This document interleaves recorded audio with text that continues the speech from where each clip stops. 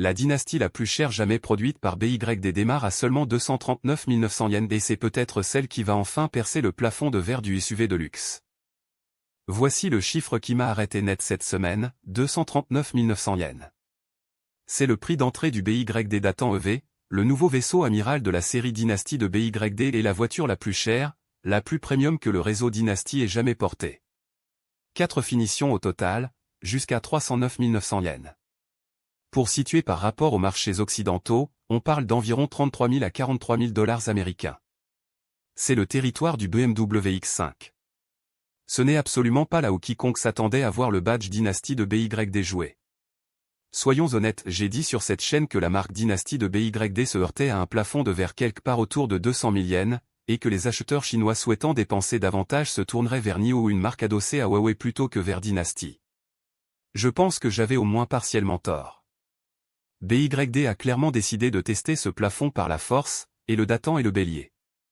La série Dynasty Han, Tang, Song, Qin a toujours revendiqué un schéma de nommage impérial chinois, et Datan, qui signifie la grande dynastie Tang, est délibérément le nom le plus grandiose de cette gamme.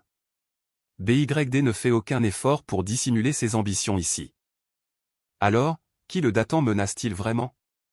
Les deux noms qui reviennent sans cesse dans les commentaires chinois sont le Xpeng GX et le Leapmotor des 19, deux grands SUV électriques premium qui se disputent exactement la même tranche des 240 000 à 300 000 yens, tous deux lancés ou annoncés récemment, tous deux en quête de leadership sur ce que le marché chinois appelle le segment des SUV de série 9.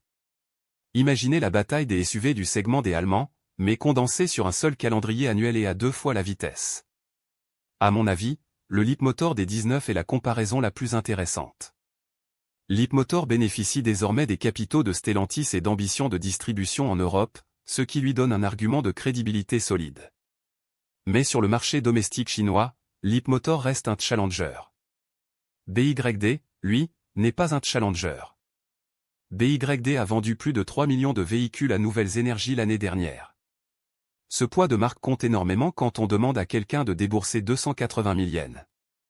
Le Xpeng GX représente une menace d'une nature un peu différente. Le discours de Xpeng sur l'ADAS et le logiciel est genuinement solide, et leur système de conduite autoroutière XNGP est l'un des meilleurs que j'ai vu en démonstration. Si vous achetez dans cette gamme de prix et que la conduite autonome est votre priorité absolue, Xpeng a un argument réel à faire valoir. La question, c'est de savoir si BYD a comblé cet écart avec le Datan et franchement, les informations dont je dispose ne me permettent pas de trancher avec certitude. Je signale ce point comme quelque chose à surveiller dans les premiers essais presse. Parlons franchement, est-ce que 239 900 yens, c'est un bon rapport qualité-prix? Parce que c'est bien là la vraie question. Sur le marché des VE en Chine en ce moment, tout tourne autour de l'ancrage tarifaire. Dès que BYD annonce un prix, tous les concurrents du segment sont obligés de réagir. C'est exactement ce qui s'est passé avec la Sigul sur le segment entrée de gamme, et je pense que BYD cherche à reproduire cette pression psychologique sur le haut de marché avec la Datan. La version d'entrée de gamme à 239 900 yens, c'est celle qui m'intéresse vraiment. Les testeurs chinois semblent du même avis et plusieurs commentaires soulignent que le modèle de base est étonnamment bien équipé par rapport à ce que BYD concède habituellement sur ce point. Si BYD a évité l'astuce classique qui consiste à vider la finition d'entrée pour pousser les acheteurs vers le haut de la gamme, ça en dit long sur le sérieux avec lequel ils abordent ce lancement.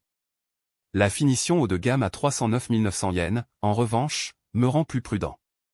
À ce prix-là en Chine, on ne se bat plus seulement contre Xpeng et Leapmotor, mais aussi contre la NIO ES7 et l'Aiteo M9, qui portent toutes deux une image de marque luxe bien plus affirmée à l'heure actuelle. L'intégration verticale de BYD batterie, puce, moteur maison est un vrai avantage sur le plan technique, mais est-ce que ça se traduit par une sensation de luxe à bord? C'est une bataille d'image que BYD n'a pas encore vraiment gagnée. À mon avis, le bon compromis se situe plutôt sur la deuxième ou troisième finition, pas au sommet. Cela dit, je ne me suis pas encore assis dedans, donc prenez ça avec des pincettes. Voilà où j'en suis. La BYD Datan EV est un pari franchement audacieux, et je pense qu'elle va se vendre notamment dans les versions d'entrée et de milieu de gamme. Le réseau de distribution de BYD en Chine n'a pas d'équivalent, son image après-vente est solide, et la marque Dynasty parle encore profondément à ce cœur de cible d'acheteurs chinois qui font confiance à BYD comme les Allemands font confiance à BMW. C'est loin d'être anodin. Mais à mon avis, le vrai sujet, c'est ce que ça va faire au paysage concurrentiel dans les 6 prochains mois. XPeng et Leapmotor espéraient tous les deux s'imposer dans ce segment avant qu'un acteur majeur débarque. BYD vient de débarquer. Ça va forcer ces deux constructeurs à soit affûter leur différenciation logicielle parce que c'est là, franchement, qu'ils peuvent tenir tête à BYD, soit à entrer dans une guerre des prix, ce que ni l'un ni l'autre ne souhaite livrer face aux plus grands fabricants de VE au monde. Pour les spectateurs occidentaux, voici comment je cadrais les choses. Imaginez que Toyota lance soudainement un SUV haut de gamme au même prix qu'un BMW X5, en s'appuyant sur la réputation de fiabilité et la chaîne d'approvisionnement de Toyota. C'est à peu près le niveau de disruption dont on parle. Est-ce que BYD peut vraiment franchir le pas, passer de marque grand public de confiance à véritable prétendant au luxe? La question reste entière.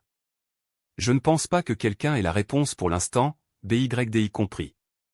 Donnez-moi votre avis en commentaire, je suis particulièrement curieux d'entendre ceux qui ont récemment mis les pieds dans une concession Dynasty.